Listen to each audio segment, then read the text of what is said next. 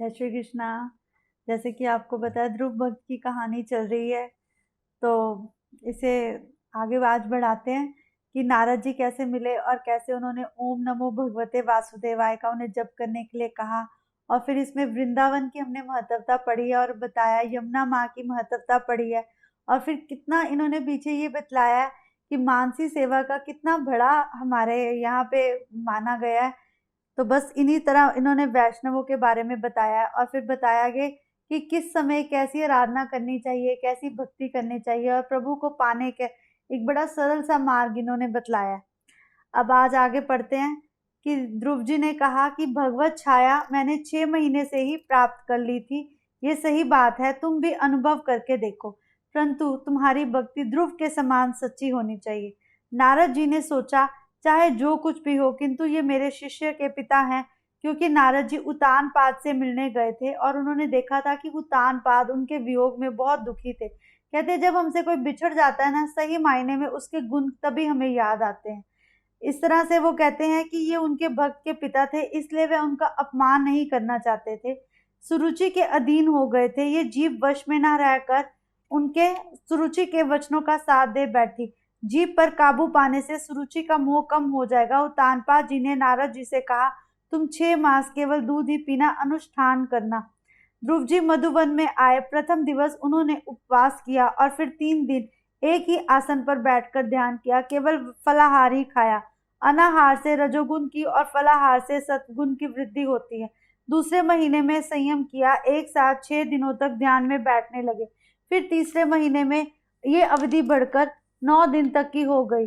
केवल वृक्षों के पत्ते ही खाते। धीरे धीरे संयम की शक्ति और बढ़ती गई। जिस विषय का एक बार त्याग किया हो, उसे मन इंद्रियां फिर कभी नहीं लगने देती। चौथे मास में केवल यमुना जल पी कर ही वे आसन पर बैठे रहते। 5वें मास में तो उन्होंने जल का भी त्याग कर दिया और वायु बान ही करते रहते। अब छठा मास आया तो उन्होंने निश्चय किया कि जब तक परमात्मा नहीं मिलेंगे तब तक मैं एक ही आसन पर बैठा रहूंगा और इसे जप में मगन हो जाऊंगा। इसी को शायद योग शक्ति कहते हैं। योग शक्ति से मनुष्य बहुत कुछ प्राप्त कर सकता है। निश्चय अटल हो तो भगवान अवश्य मिलते हैं, परंतु ध्रुव जैसी भक्ति तो कलयुग में संभव ही नहीं है। इसलिए बार बार कहा गया है, कलयुग केवल नाम धारा। प्रभु का तुम जैसे जैसे नाम सिमरते जाओगे, वैसे वैसे तुम कलयुग में प्रभु को पाते जाओगे। कलयुग में प्रभु को पाना बहुत सरल है, परंतु एक बात याद रखना, कलयुग ये नहीं कहता कि तुम पाप करो, तुम पाप के रास्ते पर चलो। मैं ये नहीं कहता कि 6 मास तक तुम ध्रुव जैसी भक्ति करो, परंतु मैं ये अवश्य कहता हूँ कि 6 क्षण भी तुम्हारे मन में पाप नहीं आना चाहिए। अपने हृदय में भगवान नारायण के स्वरूप का दर्शन करो। अपनी जीभ से कभी भी पाप ना करो। अपने हृदय से किसी का हृदय घातक ना करो। अगर तुम्हें कोई कुछ समझाने की चेष्टा करता है तो उसे अपना दुश्मन ना समझो। ये सोचो कि इसमें प्रभु की कोई ना कोई इच्छा जरूर है। अपने माता पिता को वैसे ही देखो जैसे तुम चाहते हो तुम्हारे बच्चे तुम्हें देखें। अपने बच्चों को झूठ सच तो बिल्कुल भी मत सिखाओ। मैं तुम्हें बार बार अपने बच्चों को पालने की बात इसलिए कहता हूँ कि कहीं ना कहीं हमारा भविष्य हमारे बच्चे ही हैं। ऐसा ना हो धृतराष्ट्र और गंधारी के बाती तुम्हें भी रोना पड़े। एक बार पंढरपुर में श्री विट्ठलनाथ और रुक्मणी के बीच एक संवाद हुआ था। रुक्मणी जी कहती हैं, रोज रोज इतने सारे भक्तजन आपके दर्शनों के लिए आते हैं, आप दृष्टि झुकाकर ही बैठे रहते हैं, किसी को देखते तो है नहीं, फिर आप कैसे कहते हैं कि भक्त आपसे मिलने आते हैं? तब प्रभु ने हंसकर जवाब दिया, मैं कब कहता हूँ ये मुझसे मिलने आते हैं? मैं जानता हूँ ये मुझसे मांगने आते हैं। हर कोई मुझसे कुछ ना कुछ मांगने ही आता है और मैं बैठा इनकी बातें सुनता रहता हूँ। मुझे पता है कब किसे क्या देना है। मुझसे मिलने तो कोई आता ही नहीं। जो मुझसे मिलने आता है उससे मैं आंखें मिलाकर जरूर मिलता हूँ। भगवान के दर्शन के लिए पंढरपुर के मंदिर में इतनी भीड़ इकट्ठी होती थी, परंतु फिर भी कोई भी ऐसा भक्त नहीं था जो प्रभु को मिलने आता हो। एक बार लक्ष्मी जी ने भगवान से पूछा, इतने सारे भक्त आपके दर्शनार्थ के लिए मचल रहे हैं, फिर भी आज आप उदास है। तब भगवान ने कहा, जो मुझे मिलने आता था, जिससे मैं आंखें मिलाता था, वह तो आज आया ही नहीं। ये सब तो स्वार्थी हैं, अपने किसी न किसी कार्य सिद्धि के लिए मेरे पास आते हैं। तब उन्होंने पूछा, ऐसा कौन है? उन्होंने कहा, वह है तुकाराम, जो अभी तक नहीं आया और शायद आज आएगा भी नहीं। इधर तुकाराम बहुत बीमार थे, बिस्तर पर लेटे लेटे यही सोच रहे थे, आज विट्ठलनाथ के दर्शनों को कैसे जाऊंगा, और विट्ठल विट्ठल करते जा रहे थे। क्यों ना आज विट्ठल ही मेरे दर्शनों को आ जावे। ऐसा भाव उनके मन में बार बार जाग रहा था। प्रेम अन्याय जब भक्त अपने प्रभु को बुलाता है तब प्रभु को आना ही पड़ता है। भगवान ने लक्ष्मी जी से कहा, मैं तो चला तुकाराम जी के घर, क्योंकि आज वह बीमार है। ऐसे ही तो हैं हमारे प्रभु चंचल, जिसे अपना लेते हैं उसे फिर कभी नहीं छोड़ते। लाखों वैष्णव पंढरपुर के मंदिर में श्री विट्ठलनाथ जी के दर्शनों के लिए आए, परंतु श्री विट्ठलनाथ जी स्वयं तुकाराम के घर जा पहुंचे। जिस प्रकार सच्चा वैष्णव ठाकुर जी के दर्शन के लिए आतुर होता है, ऐसे ही प्रभु अपने सच्चे भक्त के दर्शन के लिए आतुर होते हैं। ध्रुव जी के समक्ष भगवान नारायण प्रकट हुए, किंतु ध्रुव जी ने आंखें नहीं खोली। उन्होंने सोचा, ये तो कोई ऐसा है जो मुझे भगवान से दूर करना चाह रहा है। तब भगवान ने कहा, अब तो मूर्ख आंखें खोल, देख कब से खड़ा हूं। परंतु फिर भी उसने आंखें नहीं खोली। ध्रुव जी के हृदय में जब तेजमय प्रकट हुआ, फिर उन्हें लगा कि ये तो प्रभु ही है। अब ध्रुव जी व्यथित हो गए, सोचने लगे, दिव्य स्वरूप कहाँ अदृश्य हो गया। ध्रुव जी ने जब आंखें खोली तो उन्होंने देखा चतुर्भुज नारायण उनके समक्ष खड़े हैं। अब तो ध्रुव जी मानो भगवान के दर्शन ही नहीं करे। उन्हें लगा, ये क्या है, ये तो कोई रूप ज्योति है, मैं कैसे मान लूं ये भगवान है। बहुत कुछ बोलने की इच्छा नहीं। प्रभु ऐसे हैं जो जब हमारे समक्ष आते हैं तो हमारी आंखों में इतना तेज भर देते हैं कि हम प्रभु को एक क्षण के लिए तो देख भी नहीं पाते। अपने शंख द्वारा भगवान ने बालक के गाल को स्पर्श किया और फिर सरस्वती माँ उसके हृदय में, उसके मस्तक में विराजी। ध्रुव जी ने स्तुति की। आज ध्रुव जी की प्रसन्नता देखने योग्य थी। प्रभु आप तो सर्वशक्तिमान है। आप मेरे अंतःकरण में प्रवेश करके मुझे अपने तेज से अपने अंदर समा ले। मेरे हाथ, मेरे पैर, मेरी कान, मेरी त्वचा, सबको आप प्रकाशमान कर रहे हैं। मैंने नहीं सोचा था प्रभु आप ऐसे हैं। ऐसे आप अंतर्यामी भगवान की मैं स्तुति कर रहा था। मेरी बुद्धि में प्रविष्ट होकर सत्य कर्म सदा मेरी आंखों में अपना तेज भर दीजिए। आपका कृतज्ञ आपको कैसे भूल सकता हूँ। मैं आपकी स्तुति नहीं करता, मुझे तो समझ ही नहीं थी। मैं आज आपका कृतज्ञ हूँ। आप तो मनुष्य को जन्म मरण के चक्र से मुक्त कर देते हैं। आपको काम आदि विश्व से इच्छा से भेजने वाला मूर्ख है। आप तो कल्प वृक्ष है, फिर भी मूर्ख जन देहोपयोग करके हेतु ऐसे सुखों की इच्छा करते हैं कि जिन सुखों के कारण प्राणी को नरक लोक में जाना पड़ता है।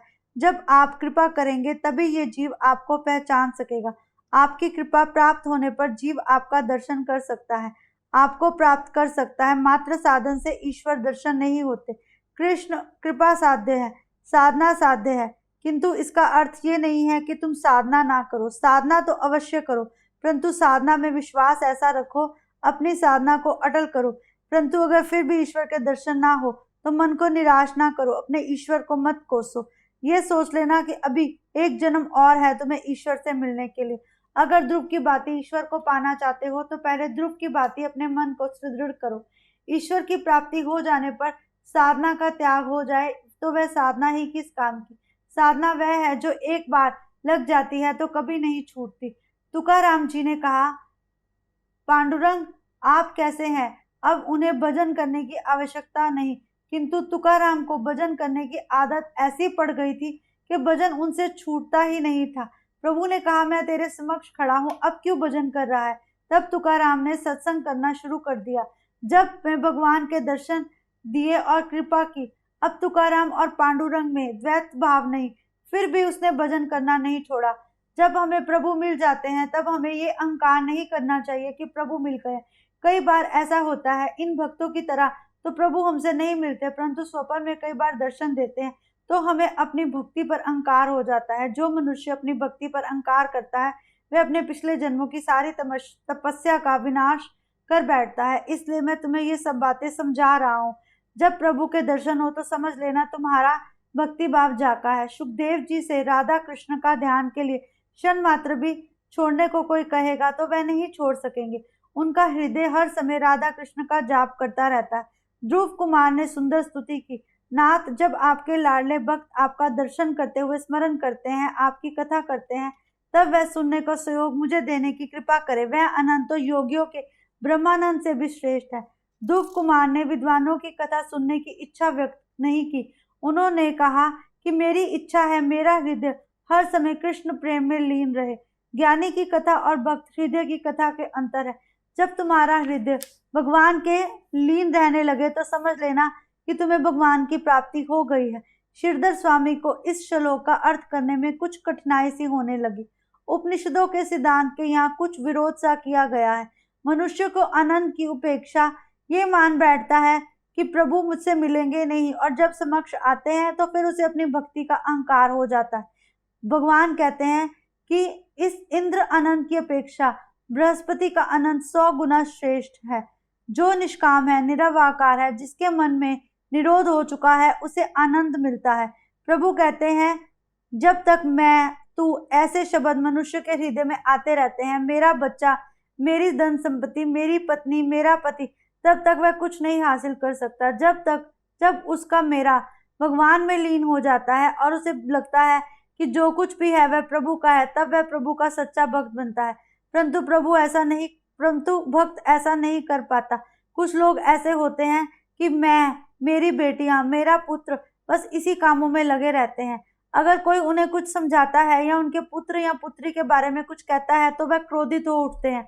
इससे वे किसी का नाश नहीं करते, अपितु अपने बच्चों के आने वाले भाग्य का नाश ही करते हैं। एक बात याद रखना, अगर कोई तुम्हें तुम्हारे पुत्र या पुत्री के बारे में कुछ समझाता है तो इसमें उनका भला है। कभी भी किसी को अपने पुत्र या पुत्री को समझाने से रोकना नहीं चाहिए। कुछ लोग उनका निषेध नहीं करते। देखो, अगर सुनीति सुरुचि को रोकती तो कभी भी वह ध्रुव कृष्ण को ना पा सकता। अगर सुनीति सुरुचि के लिए सुरुचि के लिए ध्रुव के मन में अपनी भी माता के लिए द्वेष भाव जगाती तो कभी भी वह कृष्ण को ना पा सकते। ब्रह्मानंद एक व्यक्ति को आनंदित कर सकता है। जो समाधि में लीन योगी प्राप्त कर सकता है, वह आनंद योगी के सेवक को नहीं मिल सकता। समाधि लीन योगी अकेला ही संसार पार करता है, जबकि सत्संगी स्वयं भी पार होता है और दूसरों को पार उतारता है। इसलिए मैं कहता हूँ, योग से भला है सत्संग। जब हम सत्संग करते हैं, प्रभु के बारे में दूसरों को बतलाते हैं, तब हम स्वयं पार होते हैं और बहुत को अपने साथ पार उतार देते हैं। इसलिए मैं कहता हूँ कि हमें सबको कथा श्रवण करवानी चाहिए। कथा श्रवण एक ऐसा मात्र सहारा है जो प्रभु के लिए हमारी भक्ति को जगाता है। इस भागवत में के तो प्रत्येक पृष्ठ में श्री कृष्ण ही है। श्री कृष्ण ही ऐसे हैं जो हमें इस संसार का सही मायने में आनंद दिला सकते हैं। कथा आनंद भी श्रेष्ठ कहा गया है, इसलिए वह सच्चा भक्त है जो अपने साथ साथ औरों को भी तारता है। अगर कोई तुम्हें ईश्वर की कथा या ईश्वर का प्रसंग सुनाता है तो ऐसे भक्त के लिए अपने मन में द्वेष भाव नहीं लाने चाहिए। कुछ टीकाकारों ने कहा है, ब्रह्मानंद की अपेक्षा अनन्य कोई आनंद श्रेष्ठ नहीं है, किंतु मैं कहता हूँ सत्संग की महिमा वृद्धिगत करने के लिए भागवत में कहा गया है। कहते हैं, जहाँ सत्संग होता है वहाँ प्रभु स्वयं आते हैं। प्रभु ने ध्रुव जी से कहा है, मैं तेरी भक्ति से प्रसन्न हूँ, तू जो चाहे मुझसे मांग सकता है। ध्रुव जी ने कहा, क्या मांगू, मैंने तो स्वयं को ही पा लिया, मुझे तो कुछ समझ में नहीं आ रहा, आपको जो प्रिय लगे मुझे वही दे दीजिए। भगवान शंकर जब प्रसन्न हुए थे तब उन्होंने नरसिंह मेहता से वर मांगने को कहा था। नरसिंह मेहता ने ध्रुव जैसा ही उत्तर दिया था। तो शिव जी ने कहा, मुझे तो रासलीला प्रिय है, अंत में तुझे उसी का दर्शन कराऊंगा। शिव जी ने मेहता को रासलीला के दर्शन कराए थे। कहते हैं, अगर प्रभु से हम वो नहीं मांगते जो हमें चाहिए, प्रभु हमें अपनी स्वयं इच्छा से कुछ देते हैं तो वह हमें स्वयं को ही दे देते हैं। ध्रुव जी से भगवान ने कहा, तू कुछ कल्पों के लिए अपने राज्य का शासन कर, उसके पश्चात मैं तुझे अपने धाम ले चलूंगा। ध्रुव ने आशंका व्यक्त करते हुए कहा, मुझे पूर्व जन्म याद आ रहा है, राजा रानी के दर्शन से मेरा मन विचलित हुआ था, अतः मुझे ये जन्म लेना पड़ा। अब मैं राजा फिर से बनूंगा तो रानियों की माया में फंस जाऊंगा, मैं राजा नहीं बनना चाहता। प्रभु ने कहा, तू चिंता मत कर, इस जन्म में ऐसा नहीं होगा, क्योंकि तेरे मन में मेरी भक्ति आ चुकी है, तेरा आंखों ने मुझे देख लिया है, तेरे राजा बनने की इच्छा भी तो थी, किसी न किसी जन्म में तेरी ये इच्छा थी। मैं नहीं चाहता इस जन्म में तेरी कोई इच्छा अधूरी रह जाए और तुझे फिर से जन्म लेना पड़े। ये माया तुझे प्रभावित नहीं कर सकेगी, ये मेरा वरदान है, मेरा नियम है। जो मेरा पीछा करता है मैं भी उसका पीछा करता हूँ, मैं स्वयं तेरी रक्षा करूंगा। छोटे बच्चे को चाहे आनंद ना होता हो, किंतु माता उसे श्रृंगार करने को में आनंद मिलता है। इसी तरह बाल गोपाल है, बाल गोपाल को नहीं पता उसका कैसे श्रृंगार किया जाता है, परंतु जो भी माता बनकर उसका श्रृंगार करता है तो वह बड़े प्रसन्न होते हैं। मैं जगत को यही बात दिखाना चाहता हूँ कि जो व्यक्ति मेरा हो जाता है उसे लौकिक और अलौकिक दोनों सुखों की प्राप्ति होती है। इसलिए मेरे पास आकर कुछ कभी भी लौकिक या अलौकिक मत मांगो। मैं अपने भक्तों को अलौकिक सुखों के साथ साथ लौकिक सुख भी देता हूँ। शबरी और मीरा जैसी अटल भक्ति भाव होने के कारण मैं उनकी रक्षा भी करता हूँ। जीव की रक्षा जब तक भगवान स्वयं नहीं करते तब तक वह काम का नाश नहीं कर पाता। श्री राम जी ने जिनकी भी रक्षा की है वे कामान नहीं हुए हैं। अब कल आगे पढ़ेंगे। ये आज ध्रुव का प्रसंग खत्म हुआ। और सच्ची में ना भागवत कथा हमें हर रोज कैसे ठाकुर जी के पास ले जाती है और कैसे ठाकुर जी की बातें हमें ना उनके पास ले, कितना मन में बहुत आनंद देती है सच्ची में। जय श्री कृष्णा।